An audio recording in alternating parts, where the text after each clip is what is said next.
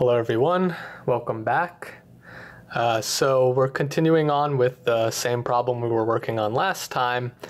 And what we're going to do is we're going to prove the coercivity of the bilinear form. So this was the PDE we had last time. And the problem is here. So we want to show the corresponding bilinear form is coercive. Another word for that is V-elliptic.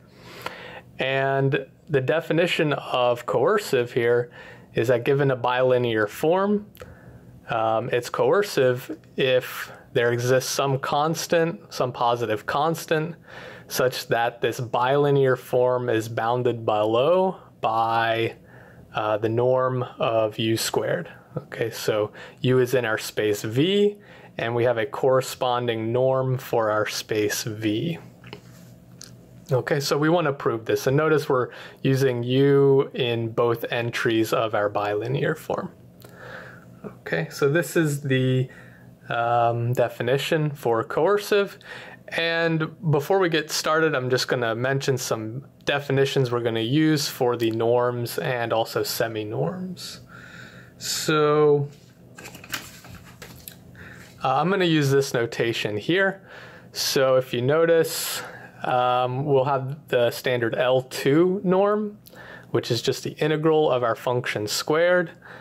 We have the H1 semi-norm, which is the integral of the derivative squared. The H2 semi-norm is the integral of the second derivative squared. And then the H2 norm will be the sum of each of these norm and semi-norms. Okay, so notice here that each of these norms are squared. So if you want the actual norm, we would just take the square root. Okay, but when you square the norm, it becomes a little bit easier to work with. Okay, so these are the definitions that we're going to use for our problem. Okay, and recall last time we found our bilinear form, and so this is given here. So we found the bilinear form is in this form here, and remember k is some non-negative function, q is a non-negative function, and beta, if I remember correctly, beta should be also a positive number. Okay, so this was given last time. Okay, and then also our right-hand side, this linear functional here we have, but we're not going to need that for this problem.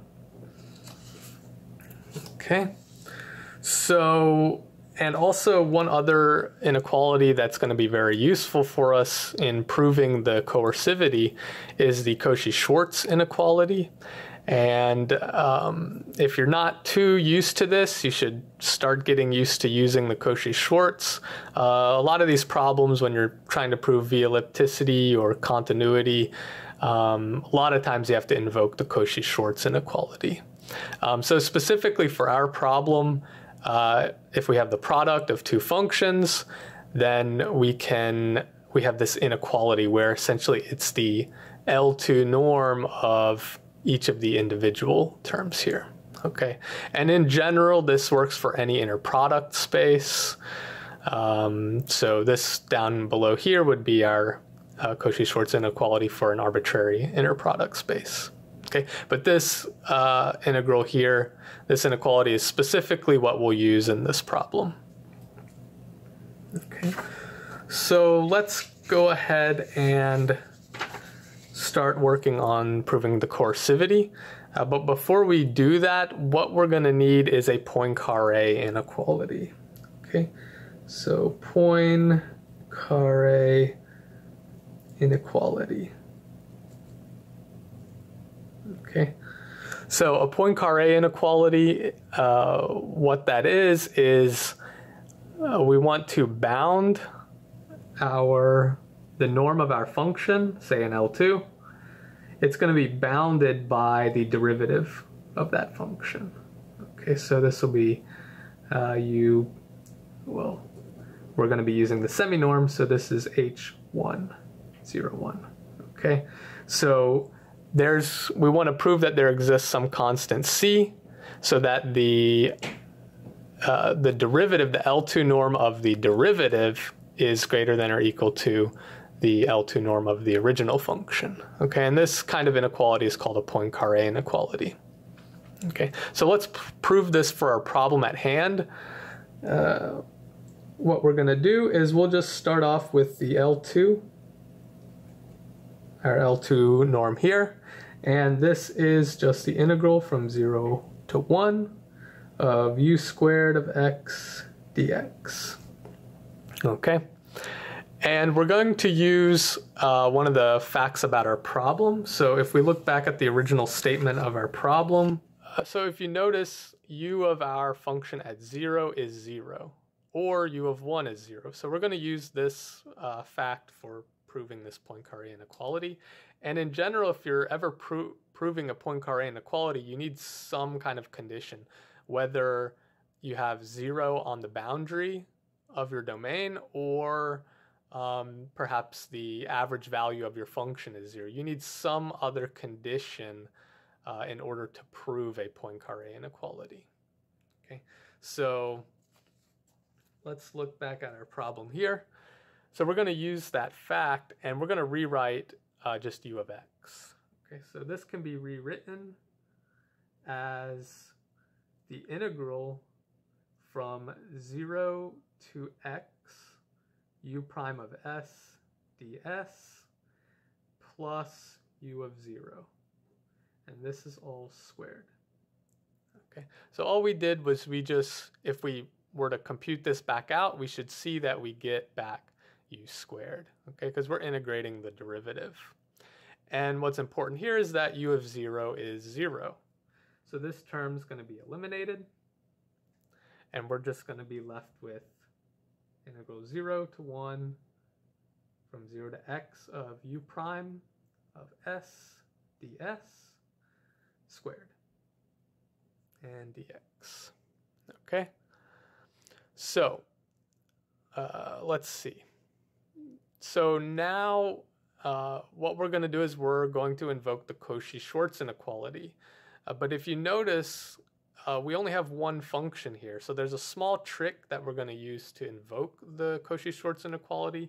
And we're just going to imagine the 1 here. We have 1 times u prime of s. Okay, so this will be like our second function in the Cauchy-Schwarz inequality. Okay, so let's go ahead and apply the Cauchy-Schwarz inequality. And we're going to have the integral from 0 to 1. Okay, so keep in mind we have this squared here, and I'm going to write a big bracket. So we're going to have the integral from 0 to x of 1 squared ds to the 1/2, and then times the integral from 0 to x of u prime of s squared ds to the 1/2, and all of this is squared. Okay, so trying to fit it all on the screen. And now let's just clean up this. Let's clean this up a bit. So here, this is just the integral of 1, so we're just going to get x here. And notice that our square will cancel with these halves. Okay, so we're going to have the integral from 0 to 1 of x times the integral from 0 to x of u prime of s squared ds dx. Okay, and we'll keep going. So let's see. So now notice this is a positive term, so we can extend this to a larger domain of integration. So we can bound this by the integral from 0 to 1 because the integrand is positive. And similarly here, x is on the domain 0 to 1, so we can also bound x by 1. Okay, so doing that will give us the integral from 0 to 1 of the integral from 0 to 1 of u prime of s squared ds dx. Okay? And well, this term is only in terms of s, so the integral in terms of x will just be 1, and we're left with integral from 0 to 1 u prime of s squared ds. Okay, or dx. This is just some dummy variable. Okay, so this is exactly the h1 semi-norm. So we have u h1 0 1 squared. Okay, so if you notice, what we did is we bounded the L2 norm by the h1 semi-norm. And so we can just take the square root to get the Poincare inequality. Okay, so that completes the Poincare inequality proof. All right, so the Poincare inequality isn't actually enough for us to complete this proof, partially because I've already worked it out myself. And a lot of times when you're doing these problems, you have to kind of experiment and see what works and what you need to do. So I've already worked it out, and I realized there's another inequality that we'll need in order to complete the coercivity proof. Okay, so I'm just going to write that inequality here. Okay, this is that the h1 semi-norm is bounded by 2 times u prime of 1 squared plus the h2 semi-norm. Okay, so this is and I'm missing a 2. There should be a 2 here. Okay, so this is the inequality we want to prove. And keep in mind, this inequality is only specific to the problem that we're solving. So whatever kind of problem that you might have, whatever variational form you have, the problem changes, so you might need to derive a different inequality. Okay, so let's go about trying to prove this. So we're just going to write out the definition.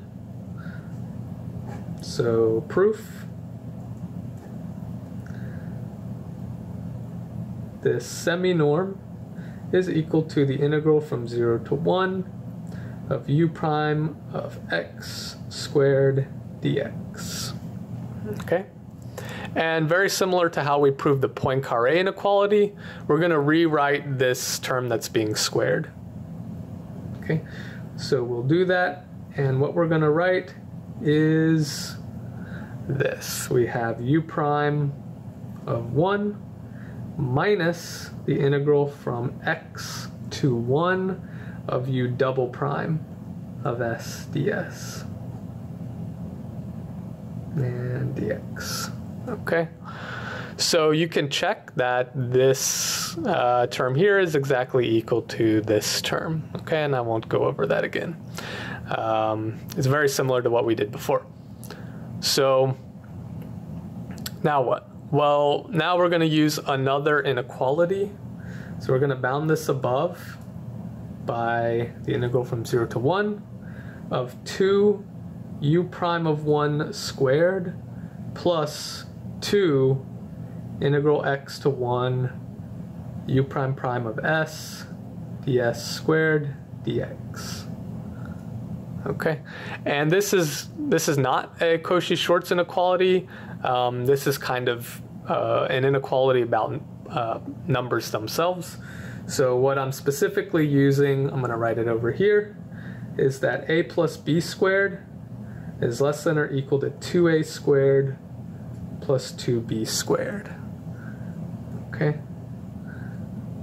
And there's several kind of trick inequalities like these that you'll have to use in these kind of problems. But this is one of them that tends to show up fairly often.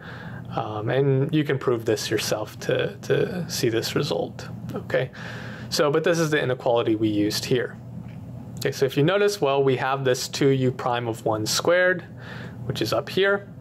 And so I'm just going to clean this equation up a bit. So we'll have 2 u prime of 1 squared plus to integral 0 to 1, integral x1 u prime prime of s ds squared and dx, okay? And now we're going to use the same trick. We're going to apply Cauchy-Schwarz on this integral. Same thing that we did for the Poincare inequality. I'm going to move a little bit quicker through this. I think we have enough space here. So we have, let's see, again 2u prime of 1 squared plus 2 integral 0, 1. And what we're going to end up with, and you can check this yourself, is we should have 1 minus x times the integral x to 1 of u prime prime of s squared ds dx. Okay, so same trick. We can bound this above by plugging in x equals 0. Okay, because this is a positive term, and this is also a positive term on the interval 0 to 1. Okay, so all of this is less than or equal. So we have 2u prime of 1 squared. Kind of get that in focus. This is plus 2, and I'm just going to write the end result, which should be integral 0, 1 u prime prime of s squared ds, and that's it. Okay, so this is exactly our result, which we have here. Okay, so we can see we have proved this inequality. Okay, and we're going to use this inequality in our coercivity proof. Okay, so, and to put it in a slightly different way, I'm going to write this as 1/2. We're just going to divide the 2. So 1/2 of u prime of 1 squared, what am I doing? Sorry, let me erase that. This is 1/2 of the semi-norm h1, 0, 1 is less than or equal to u prime of 1 squared plus the h2 semi-norm squared. Okay. All right, so let's return to proving coercivity. What we're going to do is we're going to look at our bilinear form, AUU, okay? And remember AUU, remember our bilinear form was given here, but we're going to plug in the same function, so u and u. If we do that, what we'll have is the integral from 0 to 1 of u prime prime squared plus k of x u prime squared plus q of x u squared dx plus beta u prime of 1 squared. Okay, kind of going off the edge there. So this is our form, and we want to bound it below by the h2 norm. Okay, so in order to do that, well, we need to look back at what k and q are and beta. So if you remember from the original statement of the problem, k of x is a non-negative function, q of x is a non-negative function, and beta is a positive number. Okay, so in order to actually do this proof, what we're going to do is we're going to actually drop these two terms. Okay, so we're going to drop k of x times u prime squared, and we're going to drop q times u squared. Okay, so this is going to be bounded below by the integral from 0 to 1 of u prime prime squared dx plus beta u prime of 1 squared. Okay, and well, we might be wondering, why are we doing that? And remember what we're trying to do is we're trying to find a single constant, okay, a single constant multiplied to our H2 norm. And when you have these functions, it kind of screws up everything. So it might seem counterintuitive to just drop them because you're getting rid of the terms you need, but we'll actually be able to recover back u prime and u, okay? So if you notice, when we did that, we have an inequality that is very similar to what we started with, okay? So what we're gonna do for this part here, we're gonna do another common trick, and that is we're gonna write this as 1/2 the integral from 0 to 1 of the second derivative squared plus 1/2 from 0 to 1 of the second derivative squared plus beta of u prime 1 squared. Okay? So we've broken this up into halves, and we could have, you know, broken this up in any way we wanted to, but it's easiest to just cut it in half. And that's because we're going to essentially, we're going to bound this term below by something, and we don't want to lose the second derivative, which we need in the H2 norm. Okay, so we're going to do one more inequality here, and we're going to keep our 1/2 term here, but this time we want just one single constant. So what we're going to do is we're going to take the min of those two constants. Okay, so we take the min of those two constants, and then we'll just have u prime prime squared dx plus u prime of 1 squared. Okay, so we just have this term here, and now we have a number that we can bound this below. So if you recall, gotta find it, here it is. So if you recall, we proved this inequality, and this is exactly what we have. So we can bound it below by 1/2 times the H1 semi-norm. Okay, so this is going to be 1/2. So we have this term still, but this time we'll have 1/2 min of 1/2 and beta times the H1 norm, semi-norm. Okay, this is the H1 semi-norm, and this is the H2 semi-norm, which I guess we can start writing. Okay, so if you notice, we have second derivative and we have the first derivative, and now we need the original function. And if you remember, we have proved the Poincare inequality. I'll write it here. So recall, we have the L2 norm is bounded below by, this is the H1 semi-norm. Okay, so this is what we're going to use again. So again, we're going to split up this term into two parts. So let's go ahead and do that. So we're just going to write equality here. This is 1/2 integral 0, 1 u prime prime squared dx. And let's see, plus 1/4 min of 1/2 beta. Actually, I probably could do this a little bit easier, but that's okay. I'll leave it like this for now.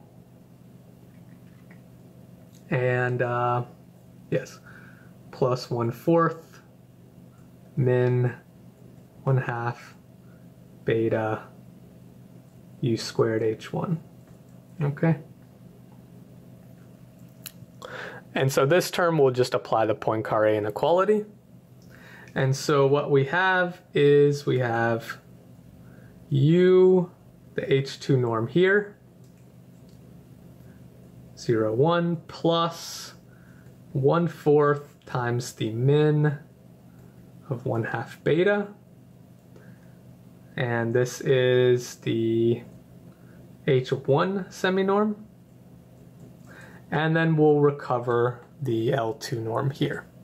Okay, so this is plus 1/4, same thing, and we have the L2 norm now.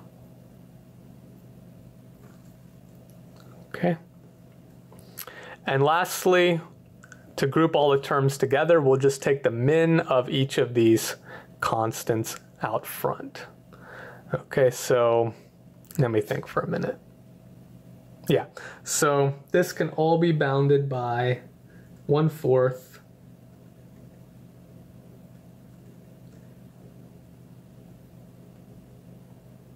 1/4 min of 1/2 in beta times u squared h2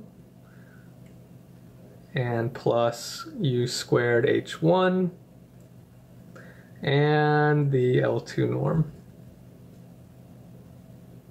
Okay, and this is exactly the definition of our H2 norm squared. So we have, this is some constant, we'll call it alpha, times the H2 norm squared. Okay, so this proves the coercivity.